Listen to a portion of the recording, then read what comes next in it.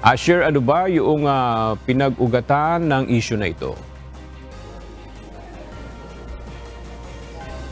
Aga pinagtatakahan ni Senador Ronald Bato de la Rosa kung bakit nagbigay ng reaksyon si Antipolo City Representative Romeo Acop.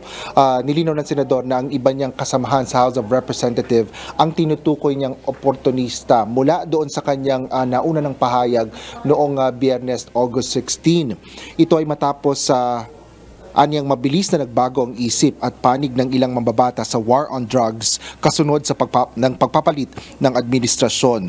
Kasunod ng pahayag ng Senador ay tinawag ni Acop si De La Rosa na totoong oportunista at lapdog o sunod-sunuran kay dating Pangulong Rodrigo Duterte. Sa kabila nito, sinabi ng Senador na nirerespeto niya ang pahayag ni Acop.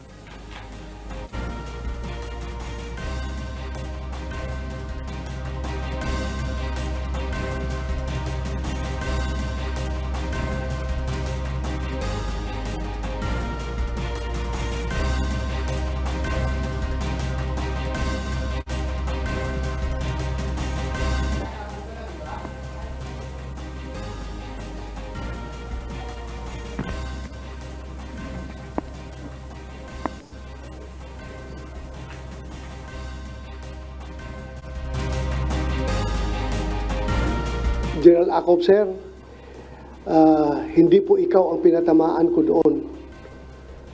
You were never a sip-sip the Duterte administration. I never heard you sing praises for the war on drugs that we waged during the Duterte administration. Kaya nagtataka lang po ako bakit ka nagre-react. Hindi po ikaw ang pinatamaan ko doon, sir. Yung iba po, hindi po ikaw. Dagdag pa ni dating Philippine National Police Chief Bato de la Rosa, mataas ang respeto niya kay former General Acop, lalo pat kasama niya ito sa Philippine Military Academy o PMA.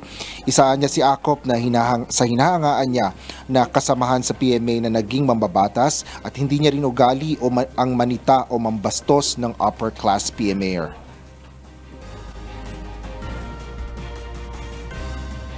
Kaya po, sorry kung nahagip ka doon sa sinabi ko.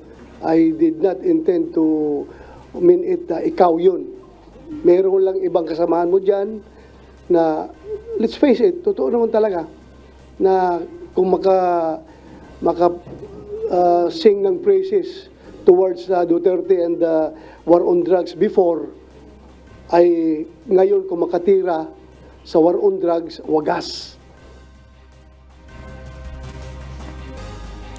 Aga plano rin ni Senador De La Rosa na kausaping direkta si Congressman Romeo Acop upang linawin ang kanyang pahayag laban nga sa ilang kongresista. Yan muna ang latest. Balik sa'yo, Aga. Maraming salamat, Asher Cadapan Jr.